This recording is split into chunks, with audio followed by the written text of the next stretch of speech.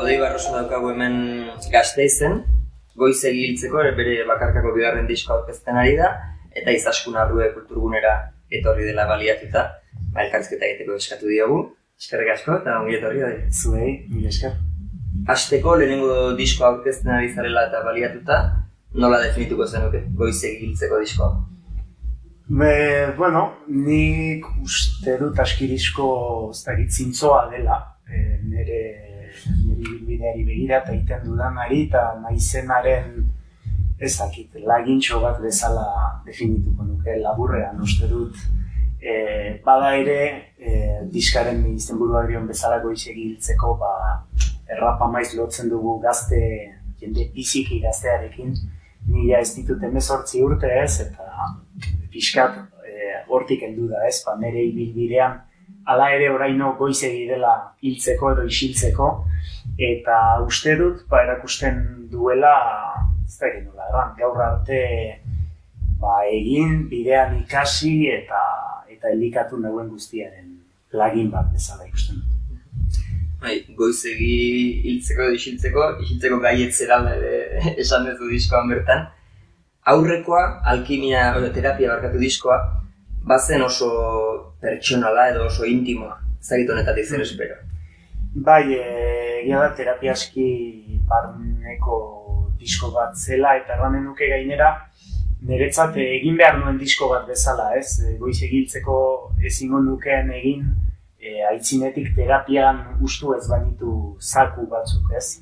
Eta niretzat nunbait rapa hori ere bada nire zakuak usteko bide edo, ez? Eta, tira, ez dakit diskontan erraten dudan bezala, zintzoagoa edo naturalagoa behar bada. Gutxio gogoetatua zer askatu nahi dudan, baizia askatasun gehiagorekin, beste idazkera nuke pixkat naturalago batekin, dinamikoagoa da, terapiari konparatuz, ez da iniluna, tempo aldetik ere eta instrumentalak nik egiten ditut, eta orduan bide hortatik ere, eranen nuke ireki naizela edo, ez? Terapia aski disko itxia zela, pixkat puristentzat, raparen puristentzat, eta hau ere, egia da ni aski purista naizela, rapa entzuten dudalarik, eta hau ere aski purista da, baina idekiagoa. Esan izan da zuk ere esan duzula noizbait, ez dela ohiko rapa egiten duzuna zuk, edo ez zarela zu ohiko rapa abeslaria. Ez da zertan aldentzen zara zu raperoaren estereotipo horretatik? Hori da, estereotipoetatik ez, azkenean ni ohiko rapero izan ninteke, baina ez da usaian aintzinera jartzen den rapero perfila, ez? Eta uste dut bari dela nirezalako pila bat, seguraski, baina diodalarik ezberdintasun bat edo aintzinera erran nahi dut bereziki estereotipoien barnean eta sartzen ez dena, ez? Nola erran, nik ez dut hainbeste idazten juerga, drogak eta kontu horiek buruz, ez baitiran ere egunerokoa ere, horiek, orduan uste dut zentzu hortan gehiago dela Frantzian biziki entzuna da oraindik eta aintzina ematen den zerbait da le rap conscient, deitzen dena rap kontzientea edo. Eta erranen duke, nirea rap kontzientea dela.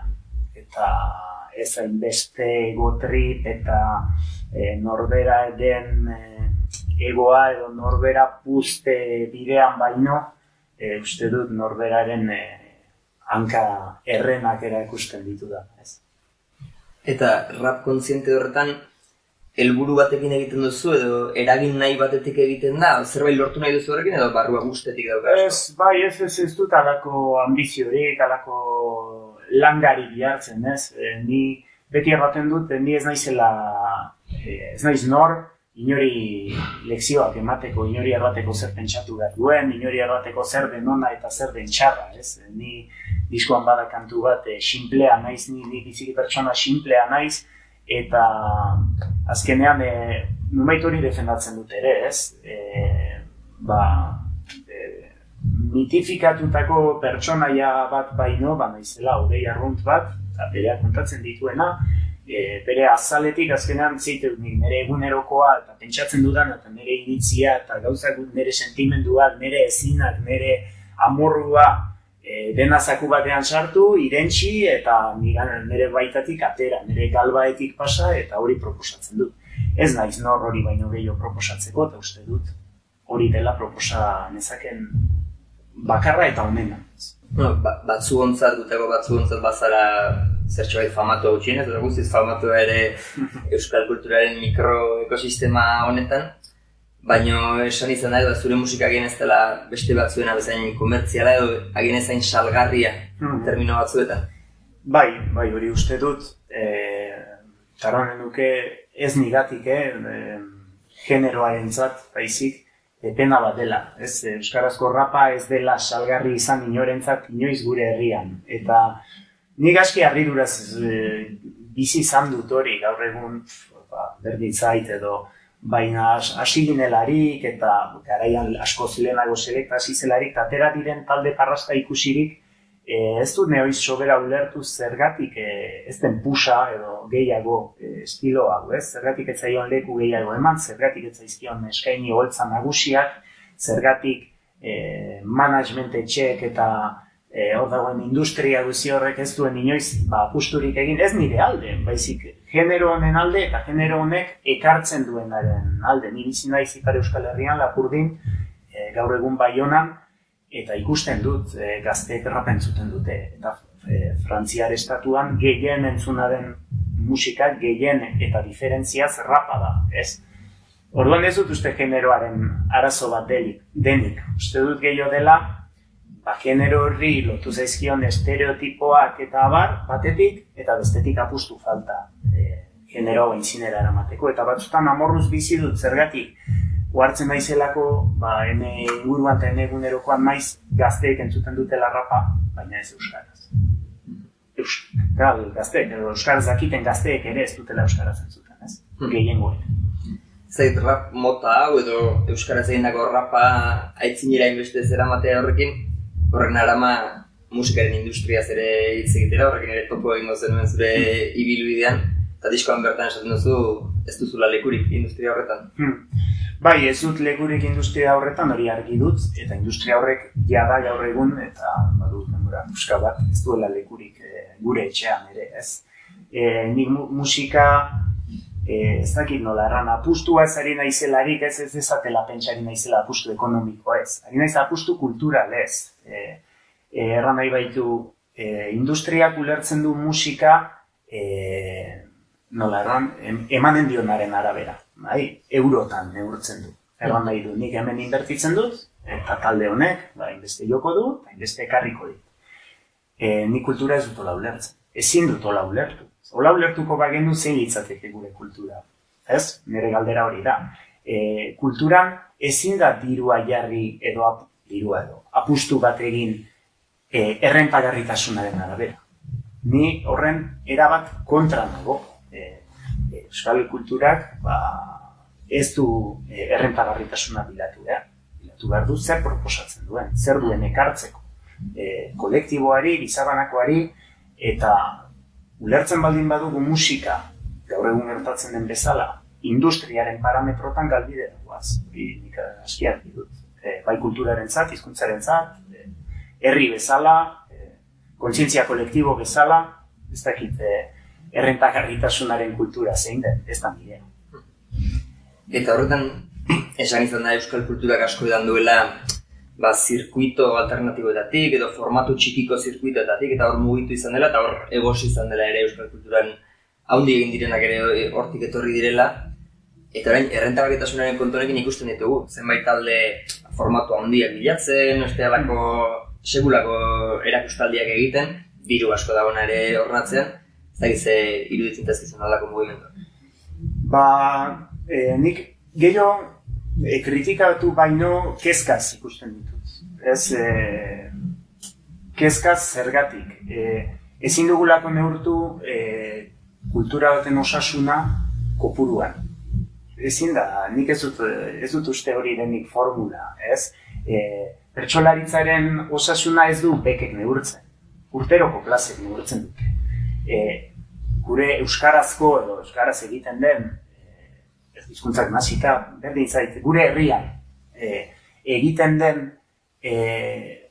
kulturaren edo sorkuntzaren osasuna ezin da neurtu makro. Gu txikiak eta herri txiki bat dira, ikusi beharko dugu ere, ez? Naiz eta Bek edo Navarrarena edo Nafarroarena edo alakoak bete gu txiki izaten segitzen dugu, eta uste dut alferrik gabiltzala Bek betetzen aretoak utxik baldin badate. Hori osasun txar baten erakusle da. Eta horregatik beti diot, kritikatu baino eta taldei atzarekin erakutsi baino uste dut formuletan pentsatzen hasi behar dugula eta kezka hori kolektiboago bilakatu. Ni posten naiz, Bek betetzen dutelako talde bat. Posten naiz oientzat, posten naiz zaleentzat, baina ni ez naiz inoiz izan adibidez makro kontzertuen zale gaizki entzuten da, argiki, soinu txarra egoten da, nik kontzertu maite ditut aretotan, albada aski txikietan, bilduetan, izerdia, usaina, sentimendu hori, emozio hori hola maite dut. Nik beste batzuk handian maite dutela bikain. Baina, ara, ez bedi bete herrigintzaren bizkar.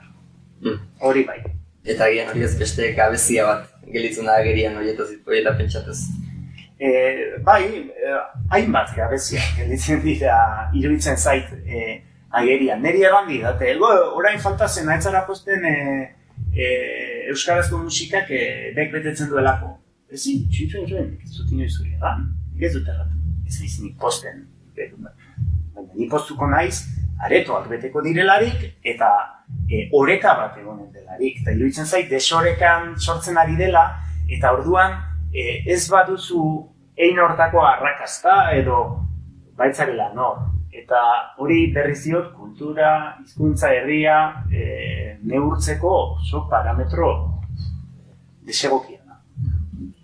Orain, desoreka aipatu duzula ere, nahi nuen zertxo bat hitz egin ustezko dikotomia den ipar-hego alderatze horretaz, eta lehenengo pertsonaletik nahi nizun eskatu kontatzeko, esan izan duzulako, ez? Askotan sentitu behar izan duzula, ez bateko, ez besteko, iparraldeko entzat hegoaldetar, hegoaldeko entzat iparraldetar, nola eraman izan duzu hori? Bai, hori da, baina hori bereziki da nire eura pertsonala, aski pertsonala da, ez? Hau aipatzen duzuna ez inungoa sentitzearena, bereziki dator nire etxetik hasita, eta Extremaduratik etorritako etorkin, ez?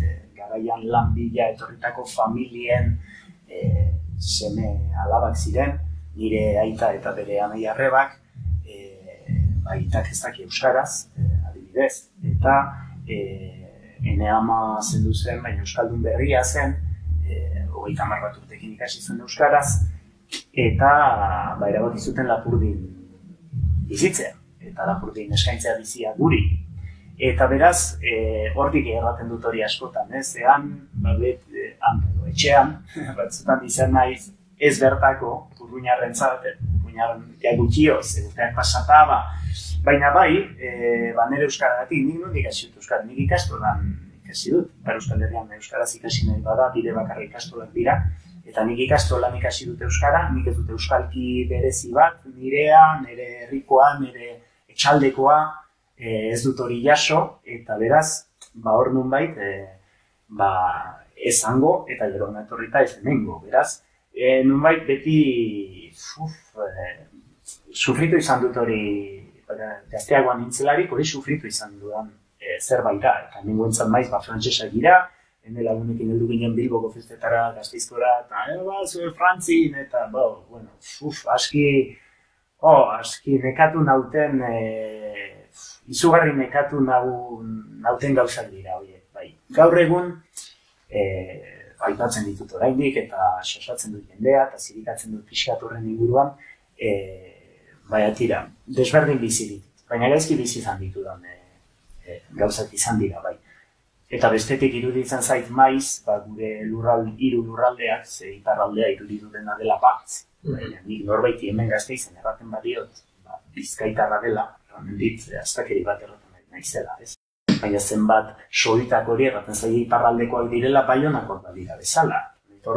Mila mundu daude gure lurretan, eta uste dut hori jendea initze ziruela biziki urrun eta kontzientzia falta dela betikoa txikiaren kontzientzia, eta txikiak duen errealitatearen kontzientzia. Hori bere asolatzen duzu ere disko berrienetan, lehenago ere entzun izan dizugu, egozentrismoa aipatzen duzu, egoaldezentrismoa edo, nola bizi da hori handik? Bai, ez dakit euskal munduari orokorrean esaten diozun, erabideak bai aipatzen dituzu espreski. Bai, nola bizi den, honen duke, bakotxak bere maneran biziko du, batzu ipostaxola izanen zaie, beste batzuk minez biziko dute. Bai, nik bereziki nahi nukena ekarri da, txikiaren garrantzia gurean, eta ertzen garrantzia, periferien garrantzia, eta azkenean, nunbait, periferiara begiratu behar. Erdiguneak eraiki nahi badu zerbait, nik uste dut desente duela ikasteko ertzetatik. Eta ertzetatik bai erdigune nazionalekoek edo Euskal Herrikoek, baina baita beste gune guztietako beti dago periferia bat eta ertz bat. Eta uste dut ertzak aberatsak direla, ni Baionan egoten naiz Bazter auzoko jendearekin tarteka, nik izugarri ikasten dut. Jende hori ez da euskalduna, baina erranen dizut argiki euskaldun askorekin baino gehiago ikasten dut beraiekin, eta uste dut ertzetara begiratu beharra dagoela. Eta hori diot musikarentzat ere bai, kultura arloan, sorkuntzan, politikoki, orokorra da, nire iritzia hortan. Pixka bat gaiz aldatuz, atera duzu lehenago ere jada ez dituzula 18 urte, badara motzazu urte batzuk ere mundu honetan, zaharra zarenik ere ez dizut esango, baina rapero ez espero denerako agian bai, badago rapero zaharrentzako lekurik orain? Bai, begira, ni baino puska zaharragoak diren rapero aniz daude, eta segitzen dute eta segide ezatela. Niretzat ez da adinik da, norberaren izaera da, nola sentitzen den, erran izan dut, usteko beharra sentituko dudarik utziko dudala, ez? Baina, ni ez nahi di gazte kontsideratzen naiz, gazteekin nabil egunerokoan, baitut entzule gazteak, ezain gazteak, nik uste dut rapak ere, beste estilo musikal guztiek bezala denentzako baduela, bai emateko eta bai jasotzeko denengandik, ez? Orduan, tira, nori lekua kendu gabe, nik uste dut oraindik puskat segin ezakela rapeatzen. Ez dut inoiz egin hau gaur bezain ongi, nire buruarentzat diot, argiki gaur egiten dakidana ez dut inoiz jakin egiten gaur arte, beraz, orain utziko dut, ez. Eta gazte jende honentzat edo jarraitzen zaituenentzako, esango luke euskal raparen egungo panoraman izen nagusietako bat zarela, sentitu zarazu erreferente? Ez dut sentitu nahi erreferente. Bakoitzak ditu bere erreferenteak.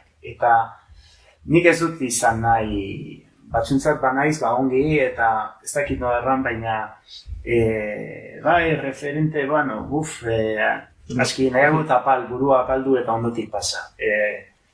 Berba ez dirudi, baina aski lotxatia naiz gauza batzuekin, eta aski barnekoa, eta, hitz handi horiek uste dut bakoitzak bere referenteak aurkitu behar dituela, nondik ikasi nahi duen, norbaitek zerbait ikas baldezaken nigandik bikain, eta ardezala nahi eta alduen guzia, eta ardezala nigandik hartzen albadu, eta baina beste baten gandik ere.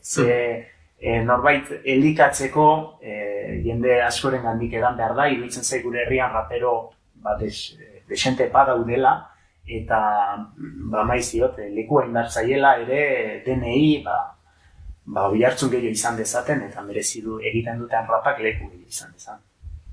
Eta zuk artista izateko, bilakatzeko bide honetan, zalantzan jarri behar izan duzu zure egoa? Bai, uste dut zalantzan, ni azkenean naizen raperoa naizen pertsona naizelako, eta nire buruan zalantzan jartzen dut egunero, gauze txikiekin eta gauza kontrolagoekin. Erabakiak hartzea biziki kostatzen zait, ditut zaitasun anitz erabaki batzuk hartzeko, eta zira, bai. Eta aipatu duzu lotxatia zarela, edo intseguridadiak ere aipatu izan dituzu entzun dizut beste batzuetan aipatzen. Kanpotik agian ez du ematen, ez? Edo aurrez pentsatzen da segurtasuna beharko dela, horrela igotzen zaren moduan holtzara igotzeko. Bai, badut ere, nola erran badut segurtamen bat nire baitan, bestela ezingo nuke egin. Baina ikasi dudan segurtamen bada, landu dudan segurtasun bada, lantzen da hori ere, ez? Holtzara igotzea, jende aurrean egotea, distantzia hartzea, eta rapak, asko laguntzen dit, zerrapan egiten duenean nire munduan nago, kontzentratuan nago eguneko 200ean, holtzan, orduan lortzen dut, distantzia horren bidez, nirea egiten eta seguru izaten egiten ari naizen hortan, ez? Orduan, bai, hauskorra naiz, dudatia naiz, baina segurtamen puntu bat badut ere, bai, noski. Geroz eta argiago ditut gauzak. Orduan, gauzek geroz eta gutxiago eragiten didate, pertsonal mailan. Ez azkenean, ez da beti errez igotzea, jendeak zernai gauza erraten aldizu, zalantzan jartzen aldu egin duzun guztia, orduan, hitz bakoitzari bere pisua emanez eta saiatuz eta bide eginez, ikasten da pixkat seguruago ibiltzen. Eta nola uste duzu irakurtzen zaituela jendeak? Hori ez dakit. Hori hoiei uzten diet, hori jendeari uzten diet. Edo agian zure segurtasuna ere egitze horretan, artista lanerako pertsonaia bat sortu behar izan duzu? Enaiz ona pertsonaia sortzen. Batzuk lortzen dute barrapa egiten izen bat asmatuz eta beste rol bat jokatu zera bat eta pertsonaiaren rolean. Nik uste dut nire pertsona eta pertsonaia beti badut pertsonaiatik ere noski ari naizenean hau egiten, baina uste dut nire pertsona eta pertsonaia beti doazela oso eskutik bezala. Solotuta batzutan batek idatzen du gehiago, bestetan besteak rol batzu jokatzen ditugutenok bizitzan. Eta hori argi da, ez? Hori bai. Baina uste dut aski hurbil daudela beti nire pertsona eta nire pertsonaia. Eta gabezia bat izan daitekeela azpimarratu nahi dut ere, ez? Batzutan hobe da pertsonaia, ez pertsonaiak babesten du, norbera, pertsona. Pertsonaiak babesten du, pertsona, eta nik batzutan erranen nuke babes hori ez dutala aski izan. Orduan, esposizio gehiago daukazu zure horren izaera? Zure izaerak esposizio gehiago du. Baina beti errandut, nik ere erabakitzen dudala zer erakutsi eta zer ez. Orduan, ez naiz ere inusente egia. Baina ez dago orduan ez dira hain ezberdinak, holtza gaineko eta holtzapeko... Ez, uste dut ezagutzen nautenek ikusten nautela holtzan eta badakitela ni naizela. Eta jausten naizelarik ere badakiten. Uste dute hobekien ezagutzen nautenek natural ikusten nautela batean bestean egiten dudan orotan. Bertso munduaz ere galdetu nahi nizun, edo bertsoaren harraparen arteko uztartzezu bertxotan aritu zara urte askoan, bai holtza gainean, bai gero irakasten ere bertso eskoletan. Orain utziago daukazu, gertzpaldi manago, baina galdetu nahi nizun, bi munduetan egonda, zer dauka ikasteko bertsoak rapetik, eta zer rapak bertsotik? Galdera zaila, ez dakit. Niretzat bi genero dira, edo bi arte disiplina. Eta orduan, nik hain desberdin bizi izan ditut, batean gauza batzuk balio dute bere kodea dituelako eta bestean ez dute balio, eta uste dut bakoitza ongi dagoen lekuan, eta tira, ikasteko ez dakit, ez nuke jakinen erantzuten egia errantz zer duen ikaste. Uste dut bakoitzak berean egonda ongi den duela. Nik bereizten pasadut bizia eta hortan mantenuko naiz. Batzutan entzun izan diet batzuei bertsoen egungo bertsokera batzuen gehiagizko zuzentasuna edo gehiagizko txintxotasuna agian rapak albidetzen hori pixkat puskatzea. Bai, rapak hori hautsi dezake eta agian rapero batzu txintxotasun gehiago beharko lukete, ez dakit. Bai, ez dakit sobera zerran. Zuk badaramazzazu urte batzuk rapean, egunotan elkarrezketa prestatzen ikusten ditan zure gaztetako argazkia holtza gainean. Urte guztietan ikusi duzu aldaketarik edo raparen munduan? Bai, nik uste dut, noizko rap gehien egiten dela, seguraski gure herrian eta naturalizatuten zerbait da, beharrik zen garaia, ez?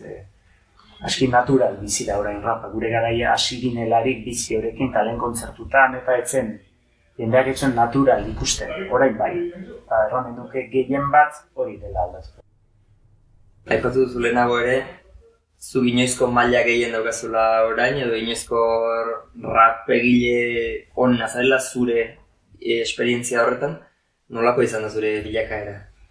Ba, ikasi dut, denetan bezala ikasten zoaz, anitz idazten dut, instrumental anitz egiten ditut, orduan batetik bestera erranen duke, pixkanaka ikasten eta zure burua elikatzen zoazela, horregatik diot, orain naizela ni, nire personak, inoiz hau ongien egin duen garaia, nire buruari begira, orain dela. Horregatik erraten dut, ikasitakotik ari gira denak, elikatzen goaz pixkanaka ez, eta uste dut, gaur arteko ibilbideak elikatu nagoela hau egite.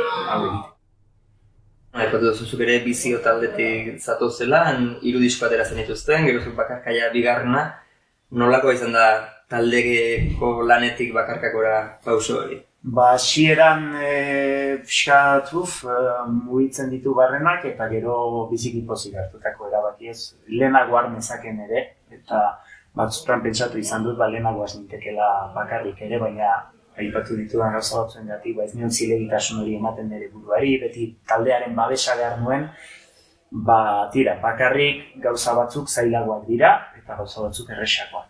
Sortze prozesua erresagoa egiten zait, edo erosoago nabil, egia erran, eta beste gauza batzuk zailagoak dira, zure izena dagoelako hor eta zurea bakarrik, eta beraz. Zer horrek egindako zerbait bakarrik izatea, izango da biluzia begotea edo esposizio gehiago? Nonbait taldeak babesten du gaitu, denok. Eta bakarrik zoazenean babes hori. Ni badu taldea, badu jendea inguruan, eta nirekin holtzaratzen dena, ekipa bat gira, familia bat gira, beti diot, alkimiako familia, eta familia hori hor dut, baina, tira, izenak nirea izaten segitzen du hor. Aipatu duzu lehenago musikaren industria, euskal kulturak dauzkan zenbait gabezi, zuga apustu sendura egin daukazu ja musikagatik edo rapagatik ikusten denez, hortatik bizitzeko aukerarik ikusten duzu, badaude aukerak? Hontaz bizi naiz neurri batean. Hau bizi dut eta hontaz bizi naiz neurri batean. Estudio bat duten daien, erabaki dut musika eta bere inguruan dauden arlo desberdinei ematean nire denbora eta nire bizia, eta hortik argiki erranta soldatapeko lan batean ari nintzenean baino askoz prekarioago bizi naiz, baina askoz gehiago berazten da. Bigarren disko atera berri, hemendik aurrera goizegi izango da gian proiektu berri ez galdetzeko, baina ze asmo zer gustatuko litzazuke. Oraingoz jo, ibili, mugitu, maite dut ere lan hau azkenean orain da berria, baina niretzat ez, eta baliatu nahi dut momentu hau. Erran nahi du, orain atera da, orain ontara, eta gero hasiko naiz goizegi da niretzat pentsatzeko urrengo disko batean, edo argi dut eginen dudala zerbait gero, segituko dudala. Nik hau maite dut, deus baino gehiago, ez? Orduan, segituko dut ontan, baina ez dakit bat ere ez. Zer buruan momentu ontan gaurko kontzertuan. Goizegi da gian hortan mentzatzeko, baina hiltzeko ere goizegi denez, espero dezakegu zerbila betortzea. Laister zara betxe azteko hemen iaken egingo duzun kontzertuan. Azken nerako, badaukazu horrengo nola prestatzen zara zu kontzertu batetarako? Behar izatu tartetxo bat bakarrik, kontzentratu, ekiparekin egon, eta gure burbuilan sortu, holtzara igo baino lehen. Kontzentrazio handia eskatzen dit, eta horretarako gure burbuila sortu gartu horregon, eta gero ja, egurrera igo. Baina, ez du prestakuntza berezirik egia erran. Psikologikoki, beste hon behar duzu, baina momentua da balio duena, eta momentuan burbuila hori sortzen dugularik hor taldean, aintzira. Gure aldetik hau besterik ez gero nahi, utziko zaitu goia pakean burbuilan sartzera batzaitezen, eta eskerrik asko guretzako tarte hartzeagatik. Mila esker, zuei. Ondo segi. Berdin.